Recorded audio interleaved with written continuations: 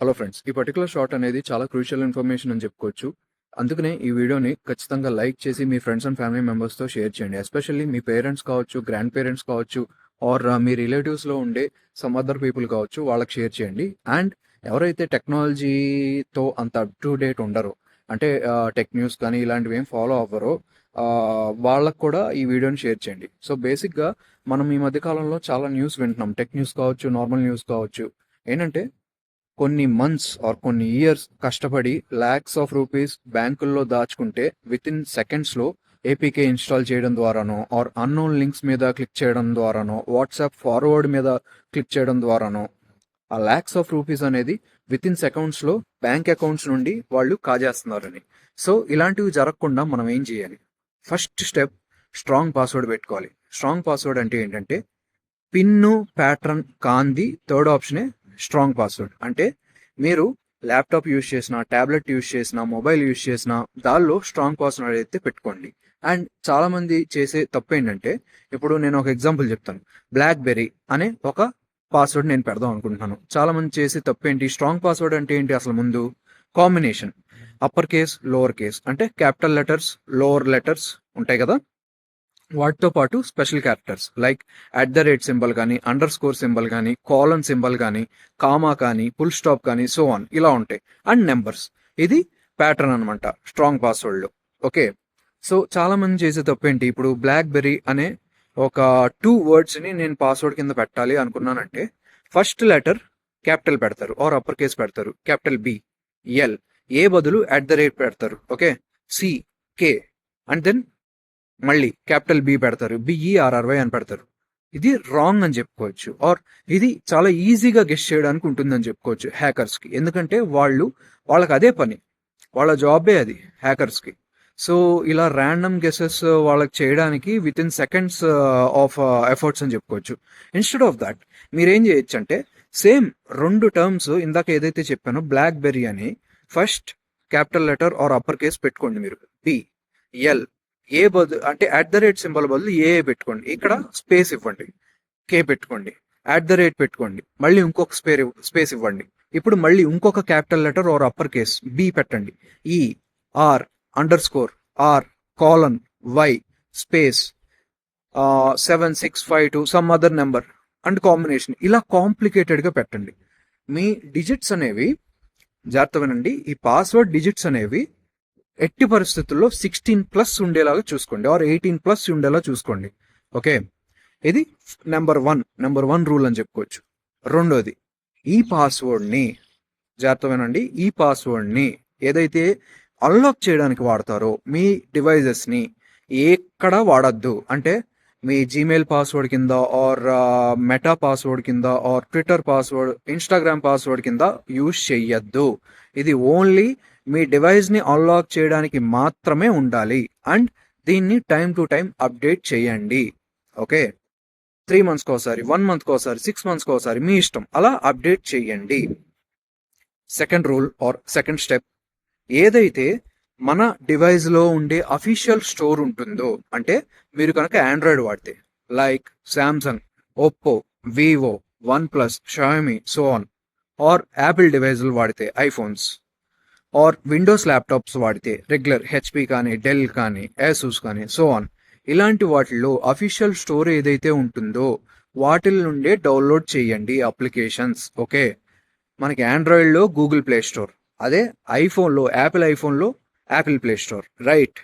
దీని నుండే మనం అప్లికేషన్స్ డౌన్లోడ్ చేసి యూజ్ చేయాలి. అలా కాదు, మా బ్యాంక్ అప్లికేషన్ డౌన్ అయింది, ఈ కొత్త వెర్షన్ ఈ స్టోర్లో లేదు, అందుకనే నేను నీకు ఈమెయిల్ చేస్తాను, ఆర్ వాట్సాప్ చేస్తాను, ఆర్ టెలిగ్రామ్ చేస్తాను, దాని నుండి APK ఫైల్ డౌన్లోడ్ చేసుకుని యూజ్ చేయంటే నో అని చెప్పండి, నాకు అవసరం లేదని చెప్పండి.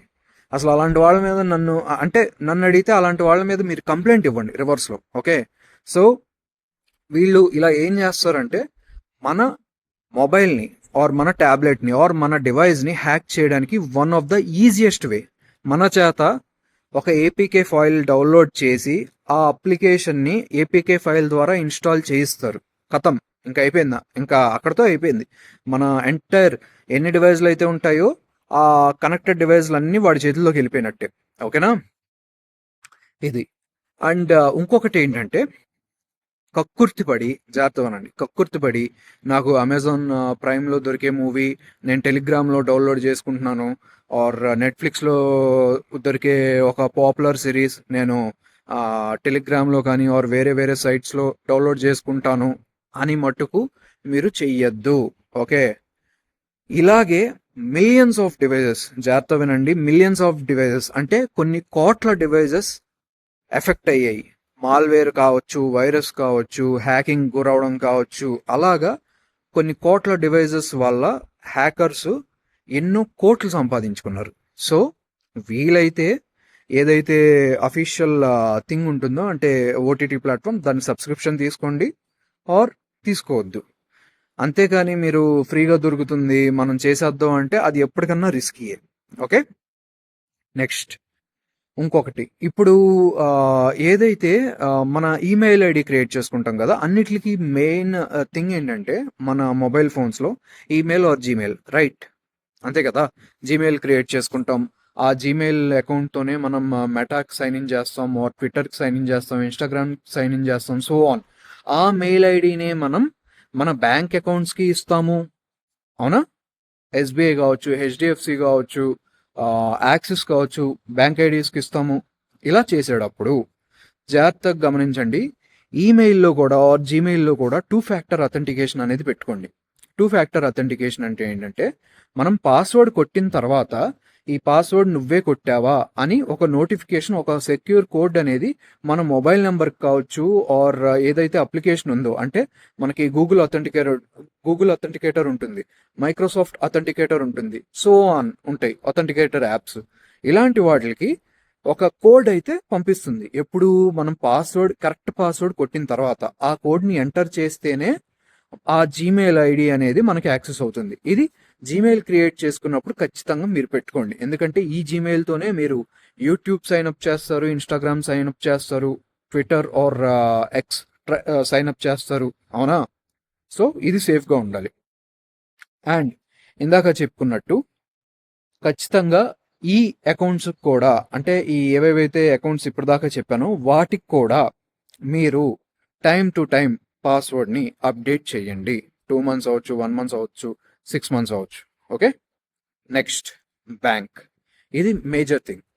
బ్యాంక్ యాప్స్ ఏవైతే ఉన్నాయో అఫీషియల్ స్టోర్ నుండి డౌన్లోడ్ చేసుకుంటారు కదా, డౌన్లోడ్ చేసుకున్నప్పుడు ఖచ్చితంగా మీకు తెలిస్తే ఏదన్నా యూట్యూబ్ వీడియో చూసి ఆర్ చాట్‌జీపీటీని అడిగి ఆ పర్టికులర్ బ్యాంకులో ఆర్ ఆ యాప్లో ఎలా లిమిట్ సెట్ చెయ్యాలి అని మీరు తెలుసుకుని ఆ అఫీషియల్ అప్లికేషన్ ద్వారా లిమిట్ అయితే సెట్ చేయండి. ఏంటా లిమిట్? రోజుకి 50,000 మాత్రమే డెబిట్ అవ్వాలి నా బ్యాంక్ అకౌంట్ నుండి. ఎనీ ఫామ్, యూపీఐ కావచ్చు, ఆన్లైన్ ట్రాన్సాక్షన్ కావచ్చు, నెట్ బ్యాంకింగ్ కావచ్చు, ఇంటర్నేషనల్ ట్రాన్సాక్షన్ కావచ్చు, ఇలా లిమిట్ అయితే పెట్టుకోండి. అండ్ మీరు ఇంటర్నేషనల్ ట్రాన్సాక్షన్స్ని ఆఫ్ చేసేసే పెట్టుకోండి. మీరు ఎప్పుడైతే ప్రొడక్ట్స్ కొంటారో ఆర్ వేరే వాళ్ళకి డబ్బులు వేద్దాం అనుకుంటున్నారో ఆ టైంలో మాత్రమే మీరు ఎనేబుల్ చేసుకుని యూజ్ చేసుకోండి. Okay, rest of the days ఖచ్చితంగా ఈ ఆప్షన్స్ని అయితే ఆఫ్ చేయమని చెప్పండి బ్యాంక్ వాళ్ళకి, మీకు తెలియకపోతే, ఆర్ మీకు తెలిస్తే మీరే చేయండి. ఓకే, సో లిమిట్ అనేది డేకి ఖచ్చితంగా తక్కువే పెట్టుకోండి. 50,000 ఆర్ మ్యాక్స్ నన్ను అడిగితే 1 lakh. ఈ 1 lakh అనేది ఎంటైర్ ఎవ్రీథింగ్కి లిమిట్ అనమాట. ఈ కామర్స్ అంటే అమెజాన్ కానీ, ఫ్లిప్కార్ట్ కానీ, దీనిలో షాపింగ్ చేసిన ఆర్ మీరు ఏటీఎం ద్వారా మనీ డ్రా చేసిన ఆర్ నెట్ బ్యాంకింగ్ చేసిన దేనికన్నా డే లిమిట్ అంటూ ఉంటుంది. ఆ డే లిమిట్ సెట్ చేసుకోండి. ఇది మేజర్గా పేరెంట్స్కి హెల్ప్ అవుతుంది ఆర్ ఎల్డర్లీ పీపుల్కి హెల్ప్ అవుతుంది. ఓకేనా, నెక్స్ట్, ఇప్పుడు ఒకవేళ అన్నీ చేసినా, జాగ్రత్త వినండి, అన్నీ చేసినా మన డివైస్ అనేది హ్యాక్ అవ్వచ్చు. ఎలాంటి సిచ్యువేషన్స్లో అవుతుందంటే ఇందాక చెప్పాను కదా, ఒక టెలిగ్రామ్ ద్వారా మూవీస్ డౌన్లోడ్ చేసుకోవడం, గేమ్స్ డౌన్లోడ్ చేసుకోవడం, వెబ్ సిరీస్ డౌన్లోడ్ చేసుకోవడం ఫ్రీగా వచ్చేస్తుందని. అది ఇంకొకటి, టెలిగ్రామ్లో కావచ్చు, వాట్సాప్లో కావచ్చు, ఆర్ సమ్ అదర్ అప్లికేషన్లో కావచ్చు, అన్నోన్ నెంబర్స్ నుండి ఆర్ అన్నోన్ అకౌంట్స్ నుండి ఏదైతే మెసేజ్లు కానీ లింకులు కానీ వస్తాయో వాటి మీద క్లిక్ చేస్తే ఖచ్చితంగా మన డివైస్ ఏదన్నా కానీ, ఐఫోన్ అన్నా కానీ, ఆండ్రాయిడ్ అన్నా కానీ, విండోస్ అన్నా కానీ కాంప్రమైజ్ అయ్యే ఛాన్స్ ఉంది. ఓకే, అందుకనే మీరు టూ ఫ్యాక్టర్ అథెంటికేషన్ అనేది ఖచ్చితంగా ఈ బ్యాంకుకు సంబంధించిన వాటిల్లో కూడా పెట్టుకోవాలి మీరు. ఓకే, టూ ఫ్యాక్టర్ అథెంటికేషన్ పెట్టుకుంటే right password or correct password కొట్టినా కూడా మీ నెంబర్కి ఆర్ ఇందాక చెప్పాను కదా డిఫరెంట్ అప్లికేషన్స్ అని, వాటికి ఒక ఓటీపీ వచ్చే ఛాన్స్ ఉంది. ఆ ఓటీపీ అనేది యునిక్ ఉంటుంది అండ్ దానికి ఒక లిమిట్ ఉంటుంది. 10 సెకండ్స్ 30 సెకండ్స్ 1 మినిట్ అలా లిమిట్ ఉంటుంది. ఆ లోపే ఆ ఓటీపీ అనేది యూజ్ అవుతుంది. సో ఇప్పుడు ఆ 30 సెకండ్స్లో రాబడిన ఓటీపీ ఏదైతే ఉందో 6 డిజిట్ పిన్ అవ్వచ్చు, అది మీరు ఎంటర్ చేస్తేనే అన్లాక్ అవుతుంది. బ్యాంక్ అప్లికేషన్ అవ్వచ్చు, వాట్ ఎవర్. ఓకే, ఆ టైం దాటిపోయిన తర్వాత ఆ ఓటీపీ అనేది యూజ్లెస్.